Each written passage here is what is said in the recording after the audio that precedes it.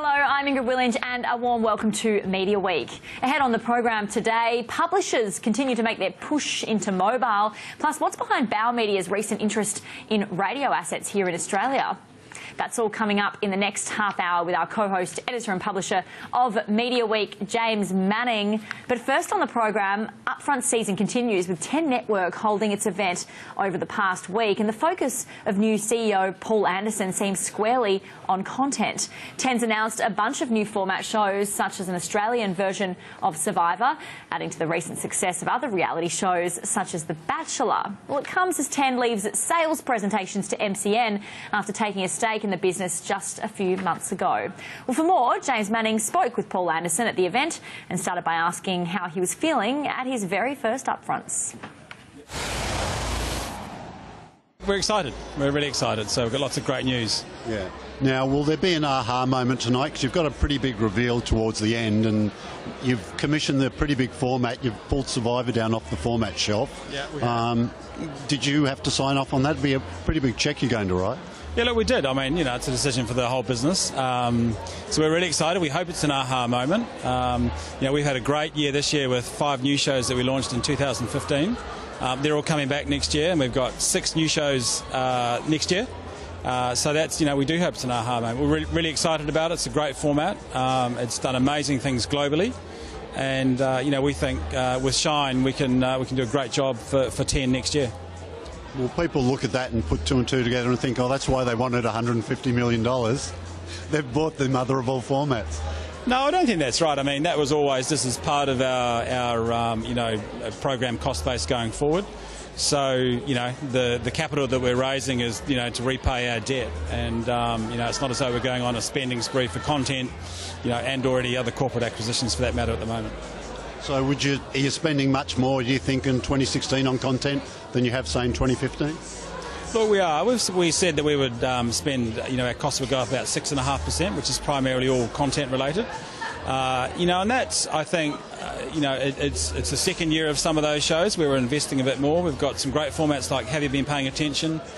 And Family Feud on Sundays that, will play for more hours than they did in 2015. So it's about keeping on and building on that content base that we had that was successful in 15.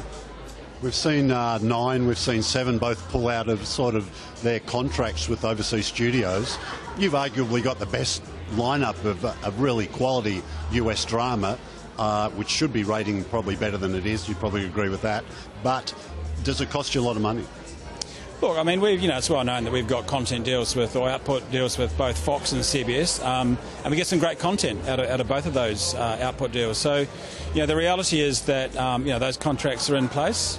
Some of that content is fantastic. So, shows like Madam Secretary, The Good Wife, Scorpion, and the ones that we're announcing tonight do a great job for us. No, they don't rate as much as Australian content, but they cost significantly less, and the quality is amazing. Are there possible long-term savings for you when the time's right to review what you spend on that?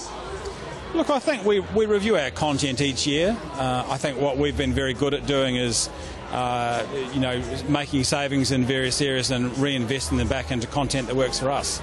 And I think 2015 is probably a pretty good example of that, where we reconstituted some of those savings back into 5 new shows, as we said before, that have done a great job for us this year and give us some real futures.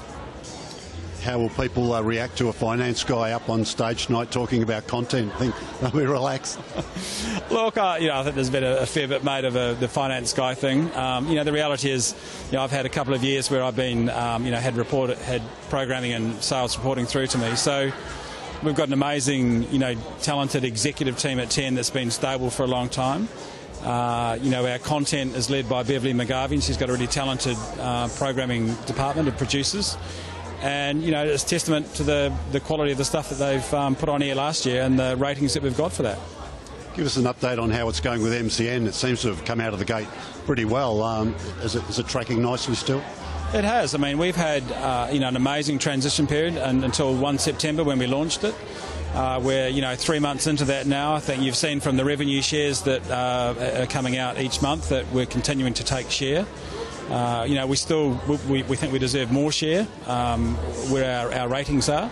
So it's been fantastic so far, and we have, in our partnership with the MCN now, I think we have, a world-class trading platform. We have in the 16 to 54s a 45% share of the commercial audience each week, and the efficiency and the overlap is only around 30% when you look at the 10 channels and the Foxtel channels. So it's a compelling proposition for advertisers. What do you think, and what's MCN telling you about sort of making some progress on revenue off that improved share, because the rate negotiations are coming up with a lot of agencies? Do they think they'll be able to make substantial improvements on what you'll be getting for 2016 off that growth? Yeah, look, that's our hope. I think there's a range of things. So clearly our ratings have improved this year, and our ratings in the key demographics have improved quite markedly. So, when you combine that with the trading platform that MCN has, the data that they have, it's a pretty compelling proposition. So, absolutely during the negotiations we think that our share should increase. Tell us about the Foxtel deal. Brian Walsh told it it's more of a strategic investment. It's not really a content play. Is that how you see it too? Yeah, absolutely. So, to have a 15% shareholder like Foxtel, which, has, a lot of experience in our sector, is a great thing for us. So, we've done some content deals with Foxtel around, shows like Gogglebox, and that's been a tremendous success for both of us. So, but the real, I think, benefit of the arrangement with Foxtel is, one side is the capital, but the main thing really is the MCN transaction, and that's where we see the main value being driven. I guess, was Gogglebox a bit of a test to see if a program could work one night on subscription TV and the following night on free-to-air? It seems to have worked. Yeah, look, in some ways it was. I think if you look at the UK, it took 3 years for that show to build in the UK. So I think, between Brian Walsh and Beverly on our team, they saw some real futures in that, and it's it was a bit of a test, I guess, but it's worked, and it's working for both of which is, is a great outcome. A lot of content passes through Foxtel because they've got, something like 36 of their own channels they program. Would you be having some deeper discussions with them, perhaps, or Beverly, and trying to investigate if there's other possibilities? Look, I think we've always had those discussions, so this transaction doesn't really change anything on that front. We share content through our Fox output deal. We've done Gogglebox, so we're always going to have those discussions, on a case-by-case basis. I've heard you talking recently about your news, how there were substantial cutbacks in the funding to your news, but you managed to keep the ratings pretty much as they were, so it was quite a clever play, I guess. But is there an upside for your news, though? Where do you see it going from here? Look, I think news is a very important part of our network, and the local element of that. So, but we've done what we think has turned out to be quite a clever exercise in terms of, one, yes, we've reduced costs.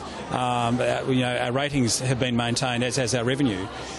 So audience flow during the night is very important. So we win that time slot at 5 o'clock, and that's great for us going into Family Feud at 6 o'clock and then into the project at 6:30. We've seen the other networks add news hours, build them in, start a bit earlier in the day, go a bit later in the day. Are there any opportunities for 10 to do anything like that? Look, we've always had, news bulletins throughout the day. We've had late news. I think, at the moment we're quite happy with what we're doing. I think you can always do that, but, invariably there ends up being a bit of cost creep involved in that as well. So, I think we continually evolve and review those decisions. What about your strategies for your multi-channels, 11 and 1? Where are they at the moment? And, are you expecting much more from them next year? Look, we are. I think, we've spent some time over the past 2 years rebuilding 10, and we've done, part of the job on that. So we feel pretty comfortable now. We've got a great backbone in that 7:30 schedule to build, and build off some of our US content at 8:30. So 11 has been an amazing, success for us. So we see that now programming 11 and 1, we can get some organic increase in ratings, I think, from maybe spending a bit more time strategically on both of those channels. Offering viewers other opportunities to view, like you do with 10 Play, some people elsewhere are now doing with streaming. Is it an expensive add-on to do with, because is it harder to get good revenues off that sort of stuff? Look, I think there's a lot been made of streaming. We've been streaming since 2012. We stream during the commuter times, so we absolutely have this focus on delivering content when our viewers want to watch it.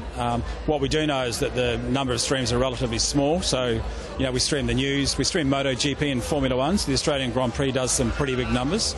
But there is a cost attached to that, but I think our strategy is to broadcast our platform on or our content on as many platforms as possible. We're on 12 different platforms now, which is more than any other free-to-air. So we'll just continue to evolve that and get our content out as much as we can. What about alternate revenue streams? Is that something you spend much time thinking about? Because it seems a little bit harder maybe for a TV broadcaster to do that. See people like Fairfax get into events and publishers do different things. Are there ever any opportunities for 10? Look, I think we're always looking at those opportunities. Our focus has been on getting the main, broadcast, the main Channel 10, back on track. So we feel like we've done that. We've now restructured the balance sheet. So we feel like we're in a place now, where we actually have the opportunity to focus on some of those strategic initiatives going forward. That clearly looks at other revenue streams. But I think, we have to focus on, we've got a strong asset in our broadcast content, and it's all about leveraging off that at the moment. Paul Anderson there, CEO of 10 Network, with James Manning. Time for a quick break on Media Week. Coming up next, the latest reports on News Corp's Fox Sports securing a 5-year NRL TV rights deal. That's next.